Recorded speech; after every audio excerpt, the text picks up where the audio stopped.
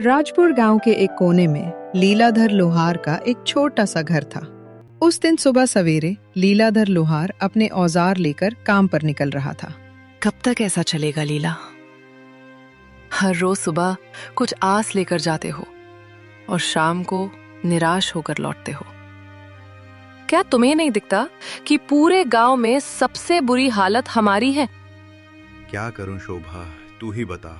मेरी किस्मत ही फूटी हुई है, तो मैं क्या कर सकता हूं। जब भी हालात सुधरने लगते हैं, कुछ ना कुछ ऐसा हो जाता है कि फिर से सब कुछ बिगड़ जाता है। अब देख, पहली बार जैसे तैसे कुछ जमा किया तू बीमार पड़ गई, सब खर्च हो गया। फिर सोहन के पैर में वो गहरी चोट, पूरा इलाज करवाने में फिर से सब कुछ खत्म हो गया। तभी 10 साल का सोहन दौड़ता हुआ आया और उसकी मासूम आंखों में भूख थी, पर मन में कुछ कहने की हिम्मत भी। पिताजी, मेरे मन में कई दिनों से अच्छा खाना खाने की इच्छा हो रही है। हमारे घर में दूसरों की तरह पकवान क्यों नहीं बनते? लीलाधर की आंखें नम हो गईं। तू चिंता मत कर बेटा, हमारे दिन भी जरूर बदलेंगे। एक वक्त आएगा जब हम लोग दूसरों से भी अच्छे पकवान बनाएंगे। फिर तेरा जो दिल करेगा वही खाएंगे। लेकिन पिताजी, एक बात बोलूं, जब पड़ोस की ताई अम्मा के घर से पकवानों की खुशबू आती है ना, तो मैं तो खींचा चला जाता हूं। एक दिन चला भी गया था, लेकिन उन्होंने मुझे देखते ही खाना छुपा लिया और कहा, यहां मत आ, भाग जा यहां से। तो मैं वापस आ गया। शोभा की आंखों से आंसू बहने लगे। उसका दिल जैसे किसी ने मसल कर रख दिया हो। लीलाधर कुछ नहीं बोला, चुपचाप अपने औजार उठाए और लोहार की दुकान की ओर चल पड़ा। लीलाधर की लोहार की दुकान गांव के चौराहे पर थी। उस दिन जैसे ही उसने भट्टी सुलगाई और हथौड़ा उठाया, उसे लगा कि उसके बाजुओं में अब पहले जैसी ताकत नहीं रही। उसके हाथों की चोटें भी जैसे थक चुकी थी। हे भगवान, और कितनी परीक्षाएं लोगे आज। एक भी ग्राहक नहीं आया, और ऊपर से घर की हालत। सोहन की मासूम बातें सब कुछ तोड़कर रख देती हैं। तभी गांव का मुखिया दुकान पर आ पहुंचा। उसके चेहरे पर एक औपचारिक मुस्कान थी। हाँ राघव, क्या हुआ? आज तुम्हारे हाथों में पहले जैसा जोर नहीं दिख रहा, क्या बात है? मन कुछ बोझिल लग रहा है, क्यों? हाँ मुखिया जी, अब आप तो सब जानते हैं, फिर भी पूछते हैं। मेरा परिवार बहुत बड़ी आर्थिक तंगी में है। मेहनत तो बहुत करता हूँ, लेकिन हाथों में किस्मत नहीं है। मुखिया चुप रहा, लेकिन तभी बगल से सुरेश आ गया। गांव का वो आदमी जिसे दूसरों के दुख में भी मजा आता था। मुखिया जी, मैं तो कहता हूं कि इस लीलाधर को गांव से निकाल देना चाहिए। उसकी मनहूस छाया धीरे धीरे पूरे गांव में फैल रही है। कहते हैं कुछ लोग ऐसे होते हैं जिन पर काल की छाया होती है और जो पूरे गांव को बर्बाद कर सकते हैं। मुखिया पहले चौंका, फिर हंसने लगा। सुरेश भी हंसने लगा। अरे सुरेश, तू भी ना, चल छोड़ इसे, चल यहां से। दोनों लीलाधर की हालत पर हंसे और चले गए। लीलाधर वहीं बैठा रहा, आंखें आसमान की ओर उठाए हैं। भगवान, क्या मैंने अपनी तकदीर खुद लिखी थी क्या? मैंने किसी का बुरा किया है कभी? चोरी, कभी बेईमानी? मैंने कुछ बुरा नहीं किया। फिर मेरे ऊपर ये दुख क्यों आया है? क्यों मेरे सपनों के दिए बुझ गए, मेरी उम्मीदों के चिराग बुझ गए? धुंध में खो गया हूं कहीं से, रास्ता नजर नहीं आता। ये तन्हाई कब खत्म होगी? उसकी हथेली से हथौड़ा नीचे गिर गया। उसका हौसला उस दिन भट्टी से पहले ही बुझ गया था।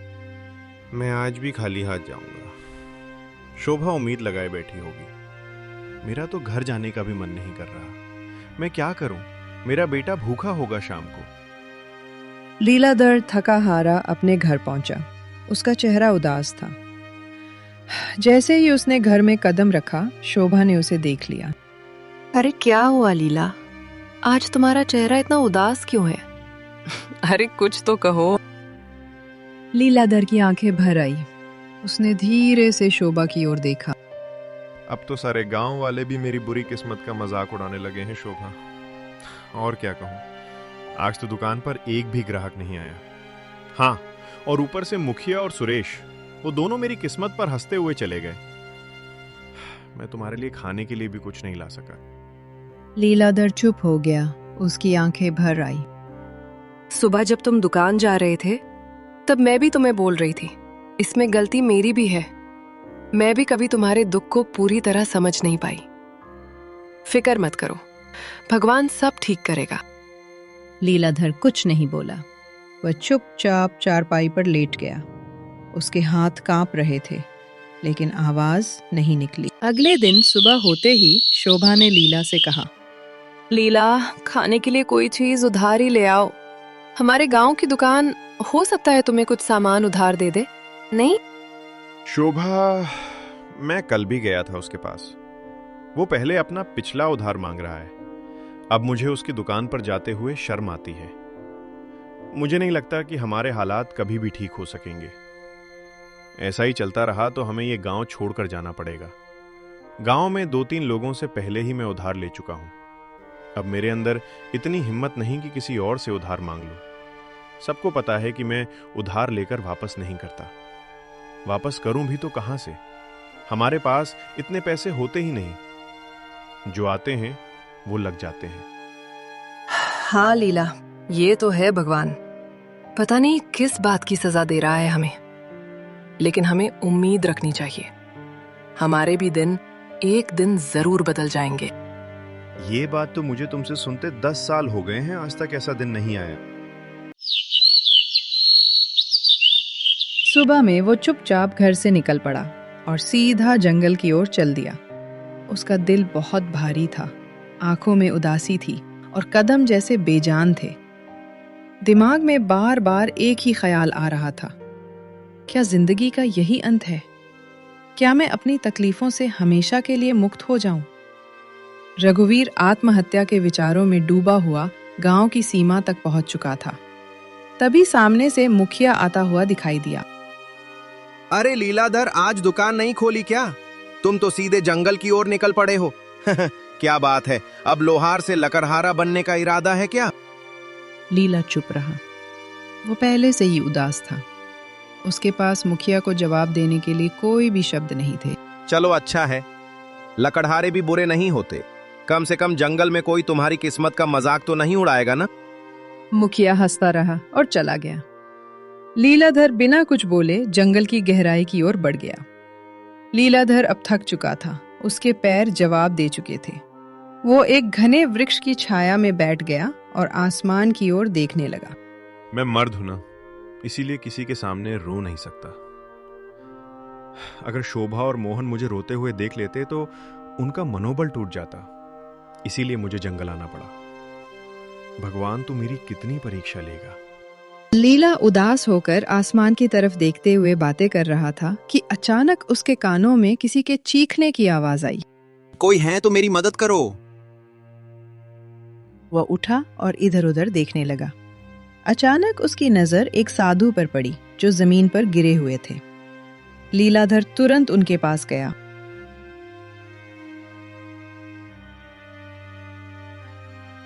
साधु महाराज, आपको क्या हुआ? आप ऐसे क्यों पड़े हैं? बेटा, मैं गांव की ओर जा रहा था कि रास्ते में मेरे पैर में जोर की मोच आ गई। मैं गिर पड़ा और तभी से इस सुनसान जंगल में पड़ा हूं। ये जंगल इतना वीरान है कि यहाँ कोई आता ही नहीं। कई दिन हो गए, कोई इंसान नहीं दिखा। मुझे बहुत प्यास लगी है, मेरा गला सूख रहा है।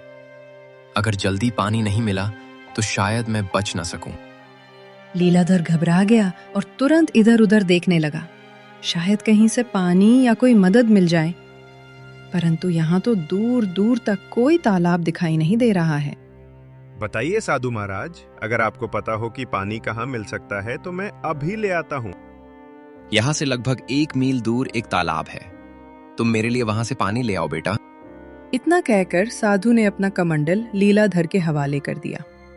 थका हुआ लीलाधर बिना देर किए उस दिशा में चल पड़ा जहां उसे अपनी आखिरी उम्मीद नजर आ रही थी। जंगल की खामोशी के बीच वो अपनी थकी हुई पैरों के बावजूद तालाब तक पहुंच गया। जब उसने कमंडल पानी में डाला, अचानक तालाब से धुआं उठने लगा। धुआं धीरे धीरे एक भयानक औरत की शक्ल लेने लगा। यह दृश्य देखकर लीलाधर के दिल में डर और हैरानी की लहर दौड़ गई। तेरी हिम्मत कैसे हुई उस तालाब का पानी लेने की? क्या तुझे नहीं पता कि उस तालाब से कोई जल नहीं ले सकता? देखो, मुझे सच में नहीं पता था कि ये तालाब तुम्हारा है। मुझे माफ करो, मैंने ऐसा कोई अपमान नहीं किया। मैं एक डायन हूँ। अगर तुझे ये जल चाहिए तो मेरी एक पहेली का उत्तर देना होगा। अगर उत्तर गलत दिया तो इसी तालाब में डुबोकर मैं तुझे मार दूंगी। लेकिन हाँ, एक और रास्ता है जिससे तू बच सकता है। तू बिना जल लिए यहाँ से चला जा। ना पहेली ना मौत। लीला गहरी सोच में डूब गया। एक ओर साधु की प्यास और दूसरी ओर मृत्यु का भय। मैं यहां से जल लिए बिना बिल्कुल नहीं जाऊंगा। मैंने किसी से जल लाने का वचन दिया है और मैं अपना वचन नहीं तोड़ूंगा। तो मेरी ये पहेली सुन। एक घर ऐसा जो हर दिशा में खुला हो, जिसके अंदर उजाला हो, पर ना कोई खिड़की हो, ना कोई दरवाजा, ना कोई दीवार हो और ना ही कोई जमीन, फिर भी सब कुछ उसमें समाया हो। बता कौन है वो? लीलाधर ने कुछ क्षणों के लिए अपनी आंखें बंद कर ली। उसकी सांसें तेज और बेकाबू थीं, मानो दिल के भीतर एक तूफान चल रहा हो। लेकिन उसके चेहरे पर एक अनोखा सा सुकून था, एक गहराई से भरा शांत भाव, जैसे वो अपने भीतर की रोशनी से सच्चाई को खोजने की कोशिश कर रहा हो। अंदर से बेचैनी के बावजूद उसके माथे पर एक दृढ़ संकल्प की रेखा साफ नजर आ रही थी, जो ये बता रही थी कि वो हार मानने वाला नहीं है। वो है मनुष्य का मन, जो हर दिशा में खुला होता है, जिसमें उजाला भी होता है और अंधकार भी। ना कोई दीवार, ना कोई दरवाजा, फिर भी उसमें पूरा संसार समा जाता है।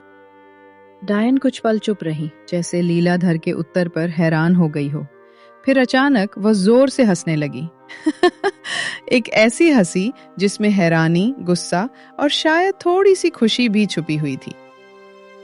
तू पहला आदमी है जिसने मेरी पहेली का सही उत्तर दिया है। जा, जितना जल चाहिए ले जा।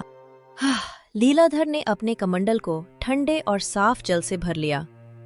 उसकी आंखों में एक चमक थी, सफलता और संतोष की। फिर वह तेजी से लौट पड़ा। कदमों में जल्दी थी, लेकिन दिल में शांति। वह सीधे उसी स्थान पर पहुंचा जहां साधु महाराज निर्जीव से पड़े थे, जैसे उनके जीवन की आखिरी उम्मीद सिर्फ लीलाधर की वापसी से जुड़ी हो। लीजिए महाराज, मैं जल ले आया हूं। साधु ने जल पीते ही लीलाधर को गहराई से देखा। उनकी आंखों में हैरानी और आश्चर्य साफ झलक रहा था। बेटा, क्या सच में तुमने इसी तालाब से जल लिया है? हाँ महाराज, आपने कहा था और मैंने निभाया। मुझे लगा था कि तुम जल नहीं ला पाओगे, क्योंकि मैं जानता था कि उस तालाब में एक डायन का वास है। जब भी कोई मनुष्य जंगल में आता है, मैं हमेशा उसकी ऐसी ही परीक्षा लेता हूं। अक्सर मैंने देखा है कि वो मनुष्य डायन के डर से भाग जाता है, लेकिन तुम पहले मनुष्य हो जिसने उस डायन की पहेली को हल किया और मेरे लिए जल लेकर आए हो। इतना कहकर साधु ने अपनी आंखें बंद की और कुछ मंत्र पढ़ने लगे। तभी वहां एक सुंदर हिरण प्रकट हो गया। तूने मेरी मदद की है, इसीलिए मैं तुझे ये भेंट देना चाहता हूँ। साधु महाराज, इतना तो मुझे पता चल गया है कि आप कोई चमत्कारी साधु हैं, परंतु मैं इस हिरण का क्या करूंगा महाराज? इसे अपने घर ले जा और अपनी बेटी की तरह पाल इसे। और याद रख, ये हिरण तेरी किस्मत बदल देगा। मैं जानता हूं कि तू सबसे ज्यादा अपनी किस्मत की वजह से परेशान है, वरना तेरे अंदर कोई बुराई नहीं है। तू मेहनती लोहार है, तेरे मन में कोई लालच नहीं है और तू दूसरों की मदद करने वाला भी है। इतना कहकर साधु वहां से चले गए। लीलाधर ने उस हिरण को सावधानी से अपने घर लेकर जाने लगा। हिरण की सुंदरता और चमक देखकर लीलाधर के दिल में नई उम्मीद जगी और उसने ठाना कि उसकी रक्षा करेगा और अपनी किस्मत बदलने की कोशिश करेगा। अरे, ये हिरण आपको कहां से मिला? लीलाधर ने सारी कहानी शोभा को सुनाई। हमारे घर तो वैसे ही खाने के लाले पड़े हैं। साधु महाराज को अगर देना ही होता तो धन देते, इस हिरण को क्यों पकड़वाया? हाँ, अब साधु महाराज ने कुछ सोच समझ कर ही दिया होगा। उन्हें भी तो हमारी इस हालत के बारे में अच्छी तरह पता था। तभी वहां मोहन आ गया। पिताजी, ये हिरण वाकई बहुत अच्छा है। मेरे साथ तो अब गांव का कोई भी बच्चा नहीं खेलता, क्योंकि हम गरीब हैं ना। लेकिन अब मैं इस हिरण के साथ खेलूंगा। इतना कहकर मोहन हिरण को लेकर घर से बाहर चला गया और खेलने लगा। हिरण इतना सुंदर था कि जिस किसी की भी नजर उस पर पड़ती उसका मन मोम जाता। अगले दिन जब लीलाधर अपने दुकान पर जाने की तैयारी कर रहा था, तभी गांव का जमींदार उसके घर आ पहुंचा। आप तो जमींदार हैं, मेरे घर पर क्या करने आए हैं? इससे पहले तो आप कभी नहीं आए, भला मुझ जैसे गरीब के घर में। आपका क्या काम है? हाँ, बात तो तू सही कह रहा है लीलाधर, लेकिन बात यह है कि आज मैंने तेरे बेटे यानी मोहन को एक हिरण्य के साथ खेलते देखा है। वो हिरण वाह वाह वाह बहुत ही सुंदर था। और तू जानता है कि मुझे जानवरों को पिंजरे में रखने का कितना शौक है, तो मैं वो हिरण खरीदना चाहता हूँ। शोभा ये सुनकर चौकस हो गई। वो कुछ कहने ही वाली थी कि माफ कीजिए, मैं वो हिरण आपको नहीं बेच सकता। अरे भाई, मैं तुम्हें इसकी अच्छी कीमत दूंगा। आप मुझे चाहे उसकी कितनी भी कीमत दें, माफ कीजिएगा, मैं उस हिरण को नहीं बेचूंगा। जमींदार क्रोधित होकर वहां से चला गया। आपने ये क्या किया? जमींदार हमें इसकी अच्छी कीमत दे सकता था। हमारी हालत कुछ बेहतर हो सकती थी। मैं ये हिरण नहीं बेचूंगा शोभा, क्योंकि ये हिरण मुझे साधु महाराज ने भेंट किया है और भेंट की हुई वस्तुओं को कभी बेचा नहीं जाता। कुछ दिन ऐसे ही बीत गए। लीलाधर और उसका परिवार हिरण से इतना जुड़ गया था कि उसे छोड़ने का ख्याल भी नहीं आता था। फिर कुछ दिनों बाद एक व्यापारी वहां आ पहुंचा। अरे भाई, मुझे तुम्हारा ये हिरण बहुत पसंद आया। मैं तुम्हें इसकी मांगी हुई कीमत दूंगा। ये हिरण मुझे बेच दो। तुम चाहे मुझे कितना भी धन क्यों ना दो, मैं इसे नहीं बेचूंगा। अरे तुम गरीब के गरीब ही रहोगे, तुम सामान्य लोहार हो, समझते ही नहीं कुछ। व्यापारी वहां से चला गया। शोभा लीलाधर पर गुस्सा हो गई। जब से ये हिरण आया है, तब से हमारा खर्चा और बढ़ गया है। पहले जमींदार को लौटा दिया और अब व्यापारी को भी मना कर दिया। क्यों नहीं बेचा इसे?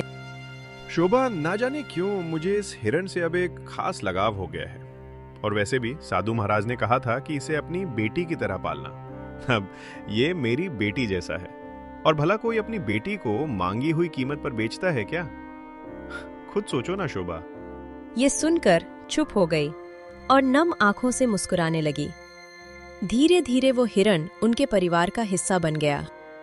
वहीं नरेश नगर के राजमहल में उदासी छाई हुई थी। राजा यशवंत अपनी 20 वर्षीय पुत्री चंद्रवती को देख रहे थे, जो बेहोशी की स्थिति में थी। उनके बगल में राजगुरु थे। राजगुरु, क्या मेरी पुत्री ठीक हो पाएगी? मैंने राज्य के बड़े बड़े वैद्यों को दिखाया, लेकिन कोई फायदा नहीं हुआ। महाराज, आपकी पुत्री को एक विचित्र बीमारी है। इसका इलाज संभव है, लेकिन वो अत्यंत दुर्लभ है। तो फिर जल्दी से बताइए ना गुरुजी, इलाज क्या है? ध्यान से सुनिए।